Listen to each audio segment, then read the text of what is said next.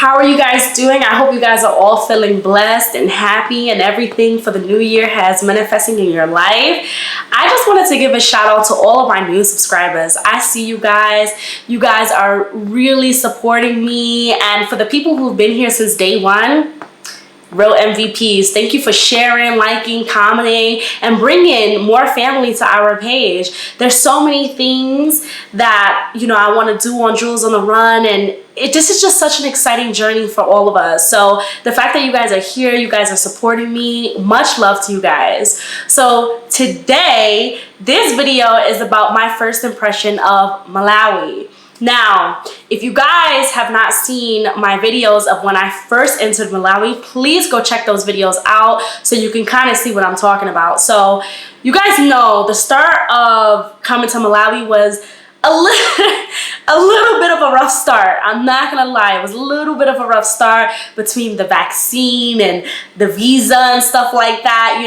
You can never be too prepared for a trip because there's always things that just come along and you don't know who you're gonna run into that day as that officer. You might have completely two different experiences between, one day it's this person that says, okay, no problem, go ahead, and then the next person, maybe that person is not okay, even though they all follow the same rules and regulations. That just comes with it. So you have to be able to be flexible and lean and turn and do all those things while you're traveling. So first of all, when we first came into Malawi from the border of Tanzania to Malawi, one of the things that I noticed is how red it was. Guys, the soil is completely different than Tanzania. Like, completely different. So I noticed that, and I also noticed the fact that there were, just the houses had so much land. It was spread out. You know how in New York you have house after house after house after house? I noticed that it was spread out. I noticed so many animals, so many children. There were a lot of children. Children were kind of everywhere, and people have said to me, like, Malawi is a good place for orphanage and stuff like that, but I didn't really understand until I got here and I realized how many kids there actually are here. So we started off in the city of Mzuzu, and Mzuzu is just, guys, Mzuzu is so beautiful. Please go check out the videos of Mzuzu.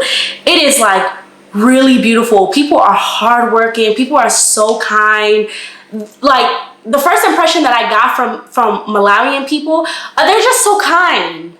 Like, they do things and they don't expect anything in return. And I love that because it makes you want to give something in return, because they're not like, give me, I did you a favor, I showed you direction. The night that we came in, obviously we didn't have any phone service. We didn't, we had bought a SIM card in Tanzania of Airtel that it was supposed to work in Malawi. That's what they told us. And unfortunately, when we got in Malawi, it did not work. So we wind up getting to our Airbnb at like midnight, and we literally didn't know where we were going. You guys know on the maps, they always tell you, you have arrived. And the next thing you know, you're looking at like a bush and you're like, arrived where? This can't possibly be it. So we stopped at the gas station to, ask a couple gentlemen, like, hey, is it possible? Like, can we use your phone just to call the Airbnb to kind of find out, where we're going and stuff like that? And guys, they were so nice. First of all, we're pulling up at midnight, asking for your phone. Sus. But they were so nice. They were like, yeah, no problem. They asked us for the number. We called. We asked the Airbnb, hey, where exactly are you guys? The Airbnb person literally, instead of giving us direction, they were like, we'll find you, like, find the nearest gas station. They told us which gas station. We'll just pick you up from there so we can show you the way. And honestly, that's kind of how it's been throughout Malawi. Is they literally have found us when we've called them, when we've gotten lost, and have picked us up from there. That's never an experience that I have had. Most people will either send you their direct location or they'll tell you just figure it out. But these people would go out of their way, even if it meant being on a picky or whatever, they would come and find you just so that way they can show you the way. So, I mean, honestly, it's just really sweet. Like, I don't know. For me, that's like a huge thing. Like, how nice is that? Like, really, that's so nice. That's really, really, really nice. I noticed that, you know, there, at least in Mzuzu, you know, there's not that many restaurants, but when there is restaurants, it's a lot of like Indians and stuff like that. So I think I asked you guys, I was curious as to, you know, why that kind of is. I did notice that in Malawi, people definitely wear more masks than they do in Tanzania. So COVID is active here, and we've, you know, definitely have taken precaution to continue to be safe throughout the country and stuff like that. We practice the social distancing, you know, wearing the mask in public places and things like that. So yeah, it's been pretty real, but we've been doing pretty good with not being in crowded areas and doing too much of that stuff. We've kind of been staying away from that, just because the things that I like to do in a country, you know, I just love mountains and things like that, and you don't really run into much people there, and especially during these days, a lot of people are not traveling, so even the most touristy things to do, there's like nobody there. So it's actually pretty nice, because there is a fear of COVID. You know, most people are not going out. So the people who do go out, which is like me, there's nobody there. Like, there's literally nobody there. But, you know, we get tested every single time to make sure that we're COVID negative, because we don't want to spread anything to anybody as well. And thank God from today, we still are COVID negative. But what are some other things that I've noticed? I've noticed that there are a lot of schools. I've noticed that there are a lot of schools. I noticed that, I mean, I feel like every African country that I've been to, I always get this sense of like freedom, if that makes sense. Like, people are just out. The kids don't have a supervision with them. Like, they are out playing and just having a good old time. So I completely like noticed that right away. And I don't think that I've actually been in an African country that, you know, I have not seen that so far. So, which is honestly part of the reason why I love the continent so much, because I feel like, you know, when I'm in America, it's like I have to think about, you know, my kid going to school and getting shot, or going outside. I remember reading the story about this child who went to go get ice cream downstairs, maybe like 7 years old, was shot while getting ice cream. Like, you know, I just think about, and you guys may say I think about the worst, but it's true. So even though, you know, America is seen as like you're free, you're not really. So the fact, to me, freedom is being able to walk outside and feel good and feel comfortable that I'm safe and nothing's gonna happen to me or anything like that. You know what I'm saying? Or my kid and stuff like that. I can send my kid to school and know that the teachers and everybody's gonna love them just like I do. That, to me, that's more freedom. So, you know, everybody has a different definition and stuff like that, which is perfectly fine. Which goes into the next thing that I noticed in Malawi. I noticed my safety. Guys, I have not felt unsafe in Malawi since I've been here, and it's been like a month.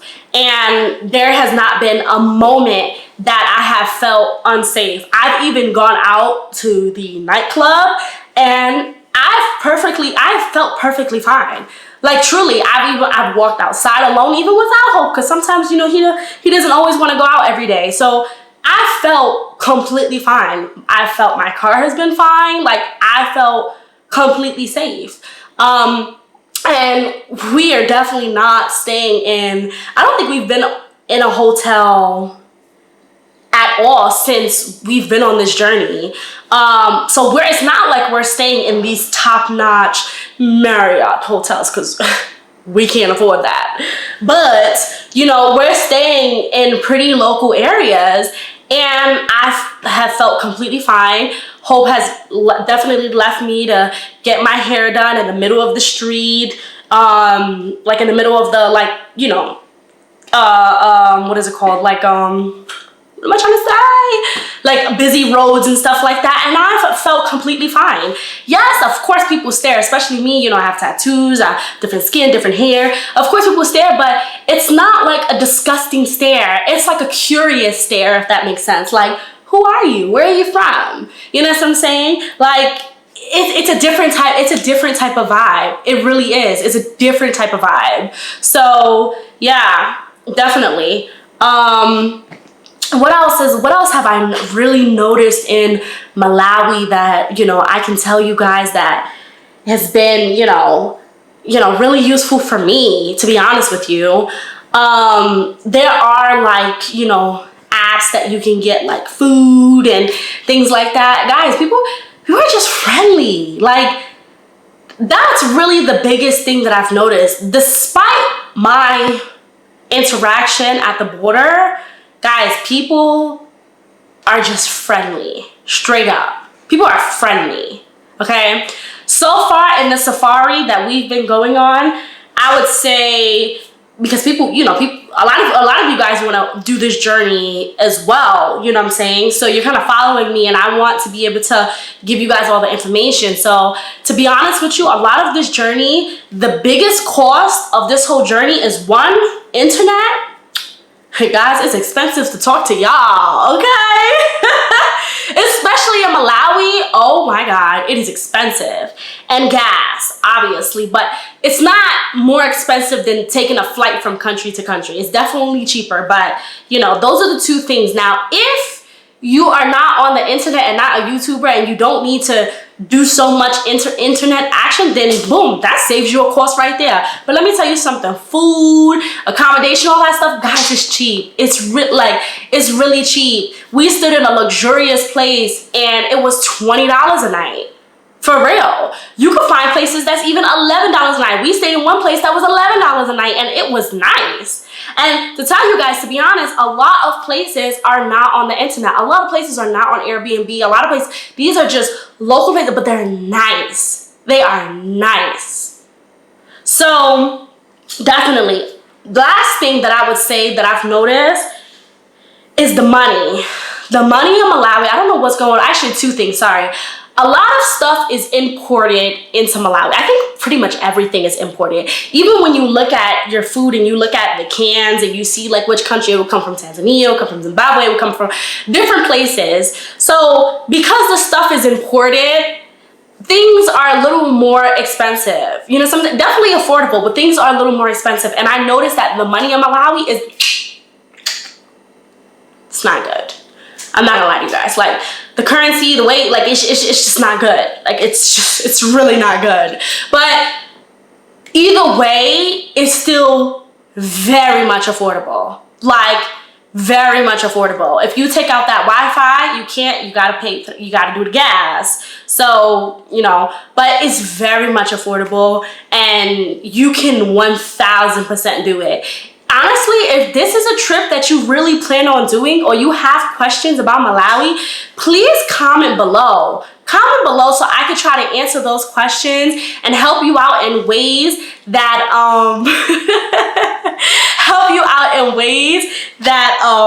that may be useful to you. Maybe some things that I can't think about right now, but if you have a question that can spark my memory, I'll definitely answer those questions for you. So I love you guys so much. Thank you guys so much for continuing to support me. Keep sharing, keep liking, keep commenting, keep being active because I'm here with you guys 1000%. I love you guys and I will see you in the next video. Bye.